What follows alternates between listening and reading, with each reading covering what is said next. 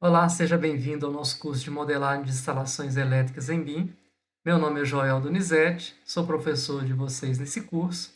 Na aula de hoje, na aula de número 7, a gente vai mostrar o processo de dimensionamento dos circuitos elétricos. Bom, nós terminamos aqui então a identificação.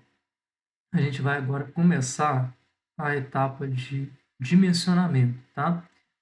Nós vamos começar aqui pelo piso 2 e a gente vai começar avaliando os circuitos aqui. Então, nós vamos clicar aqui num ponto do circuito A, por exemplo, tá? E a gente pode vir aqui em circuitos elétricos, circuito A, não, desculpa, circuito 1, em circuitos elétricos, nós vamos ver aqui as propriedades do circuito, tá? Aí tem algumas propriedades aqui que já são calculadas automaticamente, né? Nome da carga, iluminação, nós já colocamos. Aqui está falando a proteção do circuito de 20 ampere, tá? Mas o que nós vamos fazer? Nós vamos definir aqui o tipo de fiação, tá? Então, para definir esse tipo de fiação, nós vamos antes aqui nas tabelas, nas vistas de desenho, e tem aqui a capacidade de condução de corrente. E nessa capacidade de condução de corrente, nós temos aqui diversos fios, né, que podem ser utilizados, né, e alguns métodos de instalação. Então, para a gente entender aqui, nós temos esses métodos de instalação aqui em cima, tá? E embaixo nós temos se é 2 corrente contínua ou 3 corrente contínua. Eu vou explicar o que é cada um desses. Primeiro, vamos ver aqui em cima o que é cada letra dessa aqui. Se a gente vier do lado aqui, ó, a gente vai ver que para cada esquema de colocação, se o eletroduto estiver dentro de uma parede, com isolamento acústico, né, isolamento acústico, não, com isolamento, né, termicamente isolada, e os fios estiverem dessa forma, a gente tem aqui como A1, se estiver dessa forma como A2, se for cabo, né? No nosso caso aqui, a gente está nessa situação aqui, ó. O eletroduto, nós vamos trabalhar com condutor isolado, não é com cabo, e ele vai estar totalmente dentro da alvenaria. Então, nosso aqui vai ser o B1, tá bem? Então, é o UniB1, que é o unipolar, tá? Então, nós vamos ter aqui o unipolar, né? Aqui, B1. E aí, é, como é que eu sei se é 2 correntes contínuas, 3 correntes contínuas, tá? Olha, se eu estou com um circuito que tem uma fase neutra, ou fase-fase, ele tem um fio só carregado. Na verdade, tem um fio só carregado. E então é 2 em corrente contínua, é a fase e o neutro, tá? Ou se ele for 220 monofásico, seria 2 fases, tá? Ou um 220 bifásico também, né? No caso, um chuveiro, seria esse mesmo esquema aqui. Quando eu tenho, por exemplo, 2 fios fase com carga e tenho ainda um neutro com carga, ou 3 fios fase com carga, é 3 corrente contínua. Então, esses casos aqui, a maioria dos nossos casos vai se encaixar aqui, e o quadro de distribuição vai encaixar nesse caso aqui, tá? Então, no nosso caso aqui, por exemplo, se eu pegar o fio de 1,5, que é o mínimo aí para a iluminação. A capacidade corrente, né, no polar, olha, 17,5 ampere, ou seja, essa é a capacidade máxima dele. O 2,5, que é o mínimo para a tomada, 24 ampere, e assim por diante. Então, a gente tem as bitolas aqui e as capacidades de corrente, tá? Normalmente, a gente recorre essas tabelas para dimensionar. No nosso caso aqui, essas tabelas já estão aqui. Então, se a gente vier aqui, vou voltar aqui em circuito elétrico, se a gente vier aqui, ó, essas informações elas já estão aqui mapeadas. Então, nós vamos clicar aqui, ó, e vai falar, por exemplo, que nesse caso aí é um unipolar B1 e 2 corrente contínua, mas é iluminação. Então, vou aplicar, tá? Vou pegar agora o circuito 2, vou fazer a mesma coisa, eu vim aqui em circuito, tá? E vou falar que agora é o unipolar normal. E o chuveiro também, vou falar que é o unipolar normal, corrente contínua, tá? Embaixo, o mesmo esquema, eu só vou mudar aqui a iluminação, né? Então, circuito elétrico. Vou vir aqui falar que é iluminação. Bom, agora nós vamos então dimensionar esse circuito que nós lançamos. Nós vamos vir aqui nas tabelas e vamos procurar dimensionamento de cargas. Então, nós temos essa tabela aqui. Essa tabela traz todos os circuitos que nós lançamos, né? A tensão desses circuitos, a potência, né? A potência que chama potência aparente, né? que ele já mapeou, né, baseado naquilo que a gente colocou.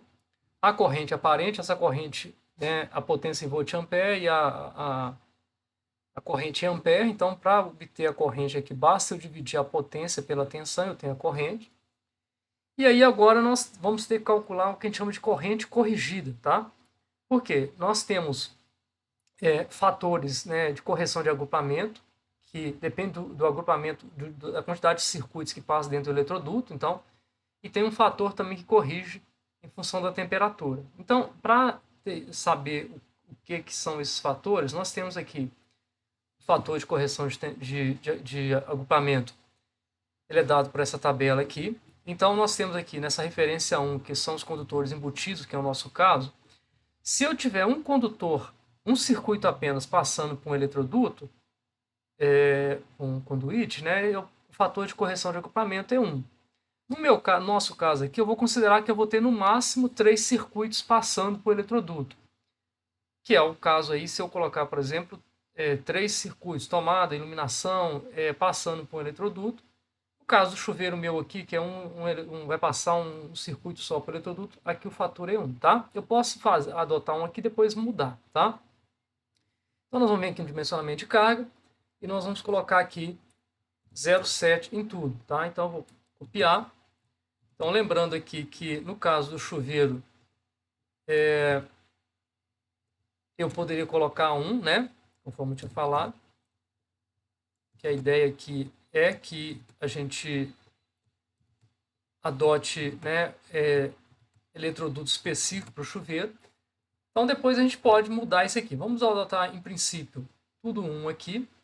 E agora o fator de correção de temperatura. O fator de correção de temperatura ele é dado por essa expressão aqui. Então vai depender da temperatura, o tipo de ambiente, se está no ambiente, se está no solo, né? Se o tipo de isolação em PVC ou EPR, depois a gente vai falar isso em detalhes, o que é tipo de cada isolação dessa aqui, né? Essa aqui é uma isolação melhor, então a maioria dos nossos casos vai ficar no ambiente e eles vão ficar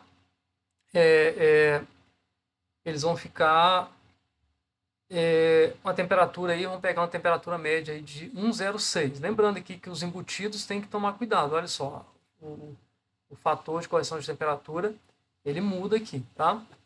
Então, em princípio, nós vamos colocar todos de 1,06. Daí, no processo de dimensionamento final, a gente teria que vir e corrigir todos os fatores circuito por circuito para avaliar, né, os fatores corretos. Então, a gente vai adotar aqui um fator de 1,06, um fator de correção de temperatura de 1,06 para todos aqui.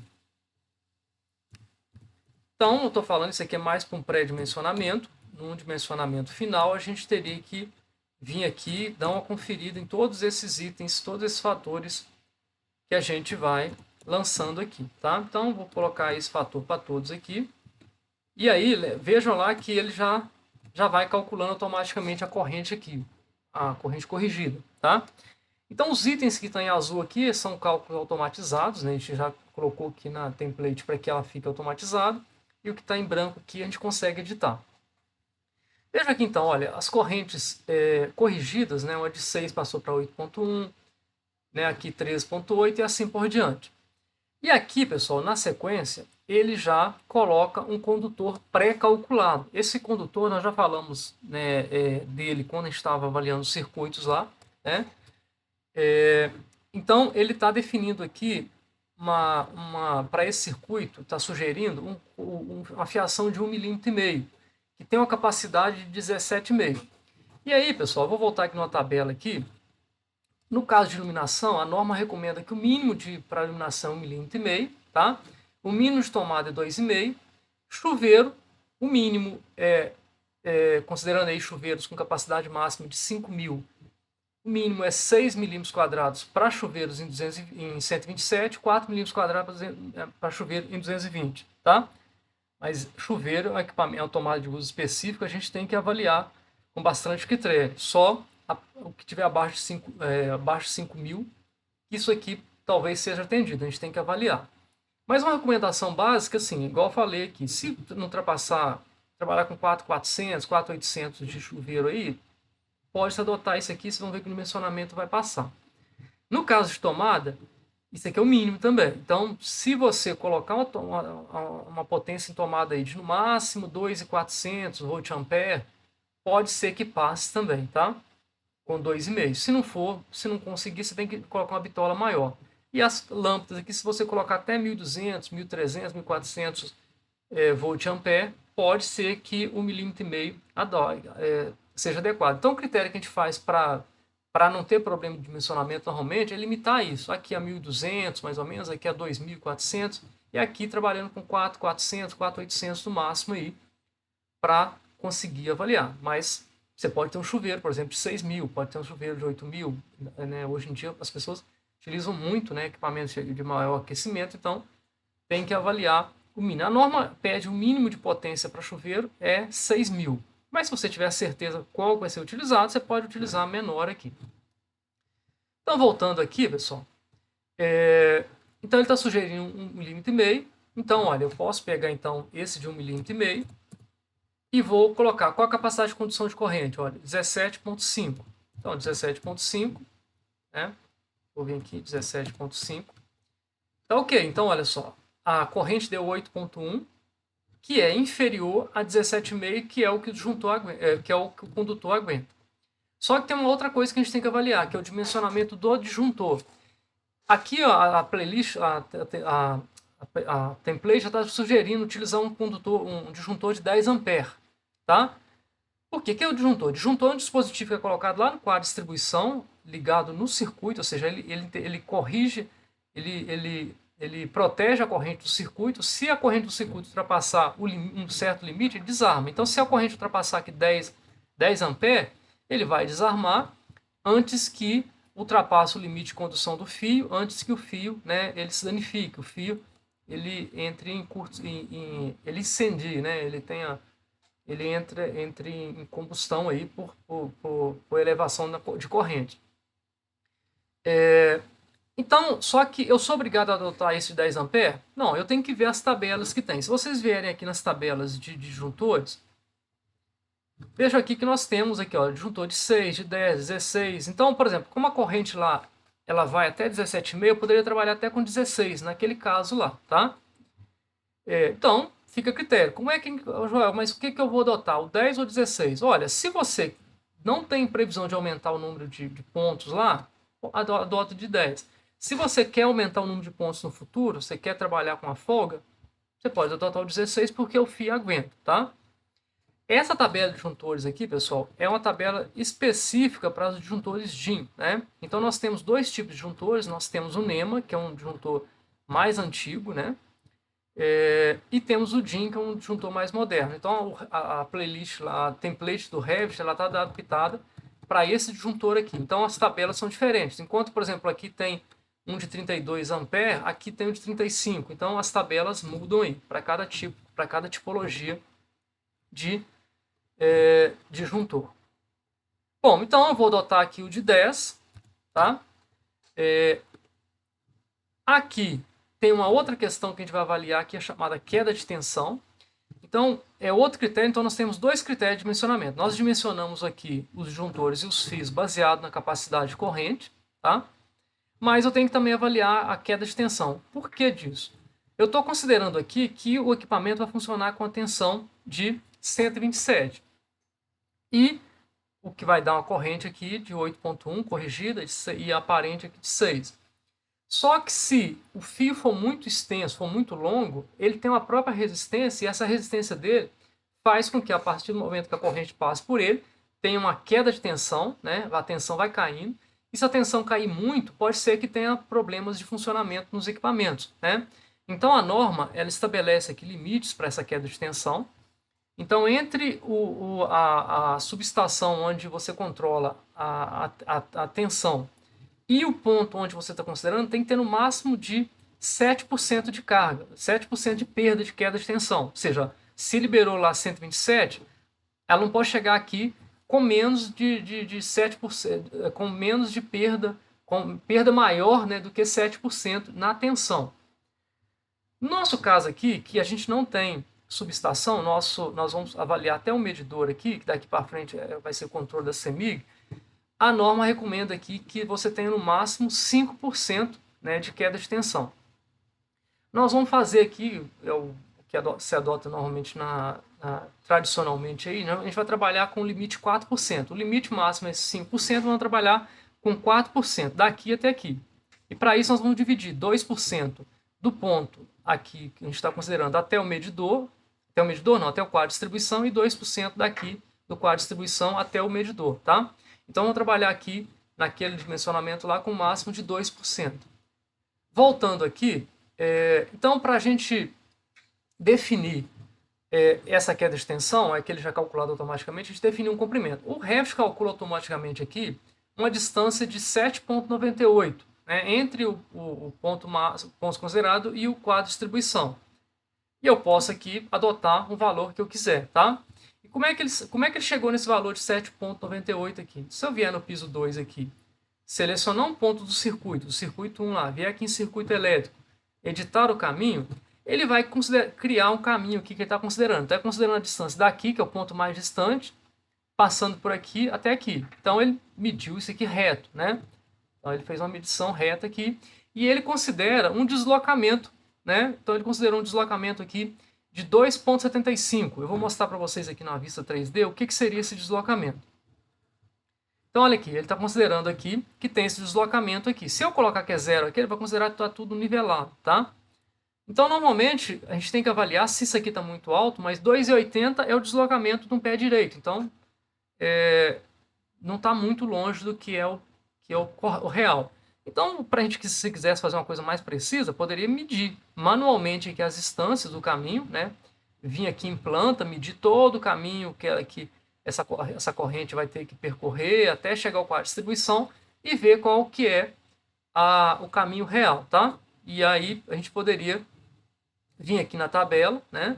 E colocar o comprimento real lá. Mas vamos adotar esse comprimento que ele adotou aqui mesmo. Então vamos colocar 8 aqui.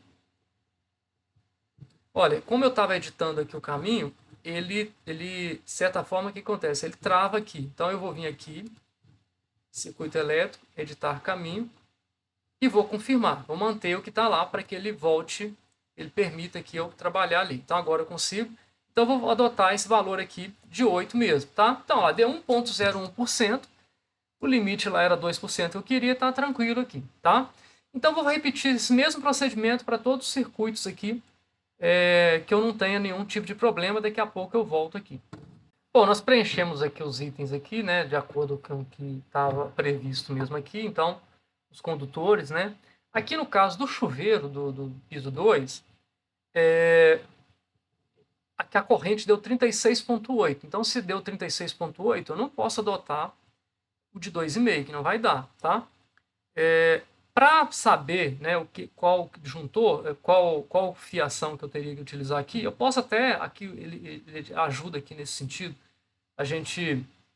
eu poderia aqui, ó, colocar o disjuntor que ele está sugerindo aqui, que ele vai me sugerir a fiação correta aqui. Então ele está sugerindo o disjuntor de 40, olha lá, ele já sugeriu que a fiação seja de 6, porque vai dar 41, então 41 está acima de 36,8 e está acima de 40, tá? Então 40 está acima de 36,8. Então o disjuntor está acima da corrente do fio e a corrente do circuito, e a corrente do fio é acima do disjuntor. Então eu vou adotar a seção aqui os 6 milímetros. Aqui a capacidade de condução de corrente dele é 41. Aqui a mesma coisa para esse chuveiro, 6 milímetros. A capacidade de corrente de 41. E aqui eu também estou com um problema. Veja aqui, olha só. Eu estou com a corrente aqui deu 28,3, tá? E a corrigida deu 38,2. Então, olha, não posso utilizar o 2,5 aqui, tá? Aqui é o circuito que eu adotei lá, que eu agrupei as tomadas da área de serviço e da cozinha. Qual a solução que eu tenho aqui? Eu tenho dois caminhos. O primeiro caminho é aumentar a bitola da fiação, tá? Então, eu poderia, por exemplo, aqui adotar uma fiação, por exemplo, como deu 38,2, então o que vai passar aqui vai ser o mesmo do chuveiro aqui, que vai ser o 6 milímetros. Então eu viria aqui, colocaria o condutor de 6 milímetros, a capacidade dele é 41, né? Que eu já vi aqui embaixo do chuveiro, tá? E aqui eu vou mudar o disjuntor. Aqui eu vou manter o 10 A mesmo, aqui eu vou colocar o 40 A, aqui também o 16, aqui eu esqueci de colocar o 40 A. Pronto. Quando eu coloco 40 aqui, ele já sugere os 6 milímetros, ou seja, os 6 milímetros eu daria para adotar aqui, porque deu 38,2, o 41 está acima disso, né? E o disjuntor de 40. Então, esse é um dos caminhos. Só que tem situações, pessoal, que essa potência aqui fica muito alta. Se ficar muito alta, fica inviável você colocar um condutor específico para passar essa corrente toda aqui. Então, nesse caso, é mais viável você dividir o circuito em dois, dividir o circuito em outros dois, em outros três, para diminuir um pouquinho aqui. Então, o ideal aqui é que você trabalhe, como eu falei com vocês, ali de 2.400, 2.500, se você quiser trabalhar com a fiação de 2,5, conforme está sugerido aqui, tá? Então, não é interessante ficar aumentando muito. Por exemplo, nesse caso aqui, se eu colocar uns 6 milímetros aqui, eu não vou poder colocar dentro do mesmo circuito, tá? Eu não vou poder colocar dentro do mesmo circuito, porque a norma recomenda que você coloque sempre na sequência, 1, 2,5, 4 e assim por diante, tá? Então, o que eu vou fazer aqui? Eu posso manter dessa forma aqui, né? Mas aí lembrando que eu tenho que fazer um eletrodo específico, ou eu posso também dividir o circuito. Como é que eu faria isso? Eu viria aqui, ó, por exemplo, na cozinha, e falaria, por exemplo, que essa tomada aqui, ó, que está no circuito 2, eu vou tirar ela do circuito. Essas tomadas da cozinha eu coloco em outro circuito. Eu vou editar o circuito e vou remover. Então eu vou remover essa tomada, vou remover essa e vou remover essa. Pronto. Que aqui eu estou com 1, 2, 3, 4, 5, 6 no mesmo circuito. Então 6 vezes 6, 36. Se eu tirar essas três aqui, vai ficar 1.800 nessa aqui. E colocando essas aqui em outro circuito, né? Eu poderia colocar elas aqui, elas vão para um circuito 5, tá vendo? E aí resolvo o problema. Se eu vier aqui no dimensionamento de cargas, agora eu tenho um outro circuito aqui, que é um circuito 5, mas agora aqui ficou o 3 ficou aqui ficou com 1.800 e aqui ficou com 1.800. Então tá dentro, eu poderia trabalhar com 2,5 aqui, se eu quisesse. Então, ô Joel, mas a numeração do circuito não ficou legal, eu quero renumerar. Depois lá para frente a gente vai ensinar como renumera isso aqui, tá? Mas a gente vai fazer o seguinte, nós vamos manter da forma que estava aqui, tá? A gente não vai, vamos manter os circuitos aqui como a gente tinha feito originalmente, tá? Então, deixar o 3.600 aqui. E vamos aqui dar sequência aqui. Vamos ver se está tudo ok aqui, tá? Olha ali, pessoal, apareceu uma luzinha amarela aqui. Ou seja, o limite que é de tensão aqui para o circuito 1, que é da iluminação, a queda de tensão ficou alta. Qual a solução que eu tenho? Ou editar o caminho, né? Lembrando lá, a gente vai vir no piso 1, vir aqui, por exemplo, seleciona um ponto que está no circuito, né? Posso pegar aqui uma luminária aqui, né? Acho que ela está oculta aqui, deixa eu colocar aqui alto para ela aparecer. Olha, pego aqui, vim aqui, editar circuito. Na verdade, editar circuito, vou cancelar aqui. Vou editar o caminho, né? Vou vir aqui, circuito elétrico, editar o caminho. E ele está mostrando qual o caminho que ele está adotando aqui. Ó. Ele está saindo daqui, vindo aqui, né? Com esse deslocamento aqui. Se eu calcular o caminho aqui e ver que dá menor do que isso, beleza, eu poderia ir lá alterar o caminho, né? Se o deslocamento é muito alto, mas não é o caso aqui. Então, nesse caso, eu não vou mexer no caminho, tá? Então, se eu não vou mexer no caminho, né? Aí eu tenho que... A mesma situação, eu vier aqui, eu tenho que ir lá e confirmar. Se eu não confirmar, ele não aceita, tá?